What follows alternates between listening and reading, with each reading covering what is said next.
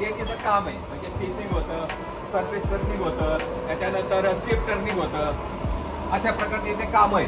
त्याच्यानंतर thread cutting सुद्धा होतं, यामध्ये थ्रेड कटिंग सुद्धा करतात. आता इथे पार्ट काय काय, इथं गिअर बॉक्स आहे, खाली मोटार आहे त्याला, आणि हे 3 पीस सप्लायवर चालतं मोटारमध्ये. आणि हे गिअर कशासाठी आहे, तर त्याच्यात स्पीड कमी जास्त करण्यासाठी आता गिअरचा वापर करतो आपण. तर हे गिअर इथं इथं इथं इथं असे त्याच पद्धतीने गिअर बसवलेले आहेत. तर जेवढं पाहिजे तेवढा स्पीड आपल्याला देता येतो त्याला, बेल्ट बदलले म्हणजे स्पीड आपल्याला मिळू शकतो. आता हे फॉरवर्ड आहे, रिव्हर्स सुद्धा होतं. आता हे असं रिव्हर्स होईल बघा, हा रिव्हर्स, फॉरवर्ड रिव्हर्स स्विच त्याच्यामध्ये आहे. आता हा आपला हेड स्टॉक आणि स्टील स्टॉक आहे की नाही. या बाजूला डाव्या बाजूला हेड स्टॉक असतो आणि उजव्या बाजूला टेल स्टॉक असतो. समोर काम करतो आपण, तर त्या हिशोबाने जर हिशोबाने नाही जर इथं काम करतो आपण माझ्या हिशोबाने. हा डाव्या बाजूला हेड स्टॉक आहे, उजव्या बाजूला टेल स्टॉक आहे. तर याच्यामध्ये हेड स्टॉकमध्ये इथं फेसप्लेट बसवलेली. आता ही फेसप्लेट किती जॉची आहे, 4 जॉची आहे. आणि याच्या सहाय्याने आपल्याला इथं आपला जॉब आहे का मुलांकडे घ्या, आपला जॉब आणलेला आहे. हा जॉब आपण इथं फिक्स करतो, हे बघा इथं. आणि हे फिक्स करण्यासाठी याचं जे तिथं की दिलेले आहे, हां हे बघा, हे एक की दिलेलं आहे, त्याच्या सहाय्याने आपल्याला फिक्स करता येतो तो.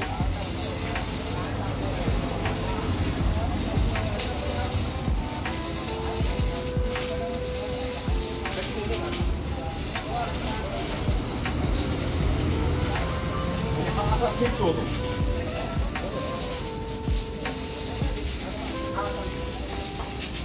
हा आता फिरतो बघा.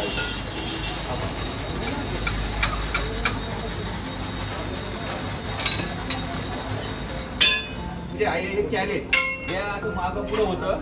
त्याच्यानंतर हा सुद्धा एक कॅरेजचा भाग आहे, हा सुद्धा मागं पुढं होतो.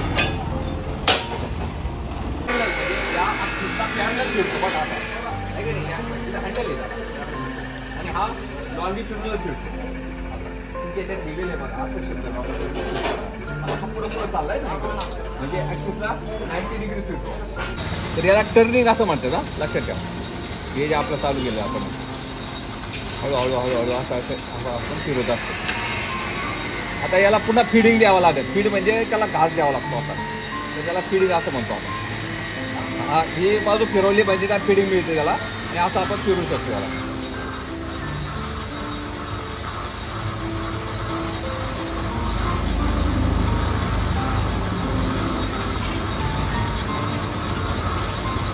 तर आपल्याला तुम्हाला क्रिया साधावी याच्यातून काय काम करता येतं यामध्ये, तर तेवढ्यासाठी ते स्टेप करते असं जॉबचं काम केलं. याच्यात एखादा प्रॉडक्ट बनवायचा असेल तर प्रॉडक्ट बनवून आपण असं काही बजेट काही एक पैसे असेल हे दोन प्रॉडक्ट बनवले जातात. अरे समजतं. आता एक तर पण असा मारा, परत बघा, ते रोलिंग बघा, लीड मशीन बघा, लीड वेल्डिंग बघा, लीड तयार झाल्यानंतर कसं तयार होतं ते बघा. साधी वेल्डिंग आपली हातची वेल्डिंग आणि लीड वेल्डिंग.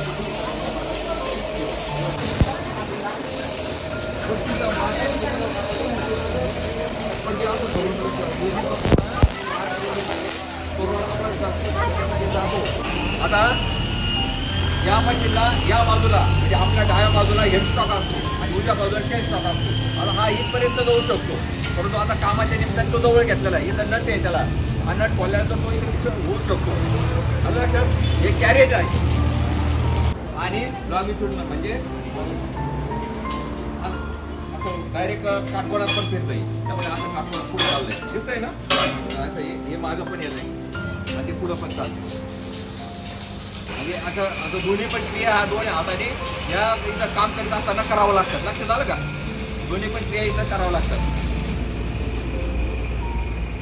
आता याच्यामध्ये एक हाफ नट मेकॅनिझम म्हणून आलेलं आहे. त्याच्या सहाय्याने तुम्हाला थ्रेड पाडता येतात. तर हा एम्बॉसर रॉड आहे, त्याला ते एंगेज होतं या एंगेज होतं हा फिरला जातो. याच्यामध्ये जास्त फिरत हा जर असा ठेवला आपण तर हा असा फिरत राहतो, असं सुद्धा जात राहतो. ते ऑटोमॅटिक म्हणजे तुम्हाला हजेत फिरवण्यासाठी ऑटोमॅटिक केली टर्निंग म्हणजे ते टर्निंग तुम्हाला करता येऊ शकते. आणि जर हा जर आपण काढला तर हा तिथंच थांबतो. हजेत करायचं थांबलेलं लागतं. आता हा गोष्ट तर याच्यामध्ये हा पाडो आपण हा घेऊ शकतो. याला आरबार असं म्हणतो, पाडो फिरतो याला आरबार असं म्हणतो. आणि याच्यामध्ये आपण तेल स्टॉकमध्ये आपण असा टाकून हा याला आधार या जॉबला आधार देऊ शकतो. एकदम मोठा जॉब असतो लावण्यासाठी तर त्या दिवसाचा आधार हा याच्या पद्धतीने देऊ एकदम आधार परफेक्ट आहे.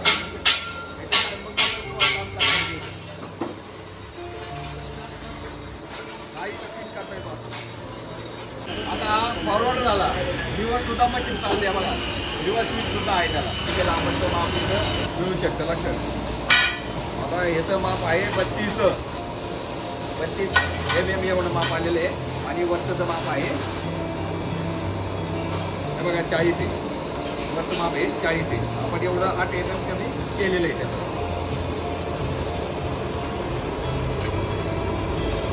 आणि हा चक आहे, 3 चक सुद्धा बसवला जातो, 4 चक सुद्धा इथं बसवला जातो. जो पाहिजे तो चक इथं बसवला जातो.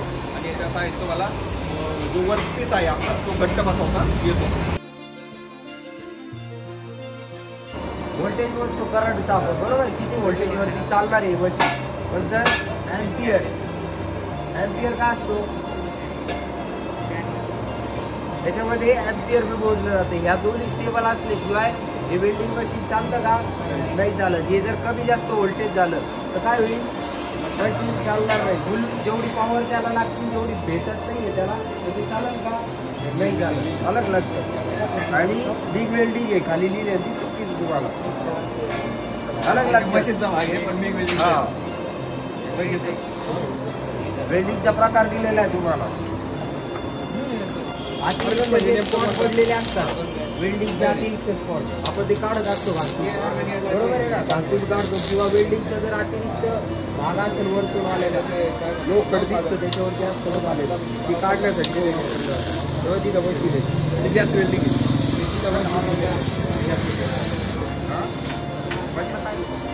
कसले. आता वेल्डिंग ॲडजस्टमेंट आहे. तुम्ही तुमच्या हिशोबात जेवढं व्होल्टेज लागतं जसं मटेरियल असेल त्याच्यावरती ते ॲडजस्ट केलं जातं मटेरियलवर.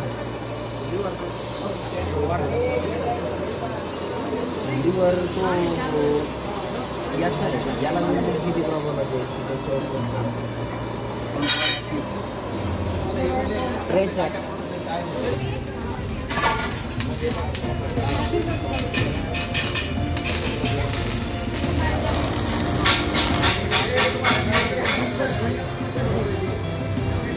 गॅस कटिंग आहे. Gas cutting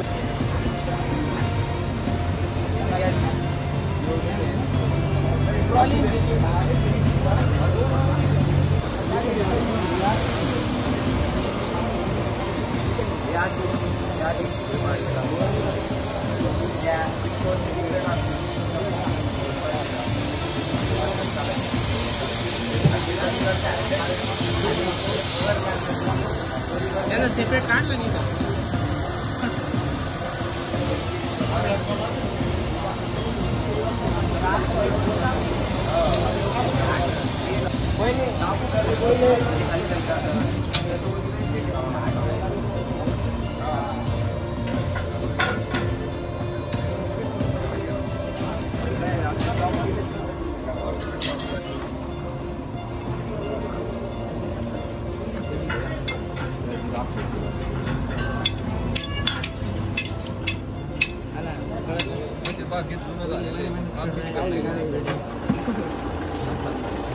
खालीवर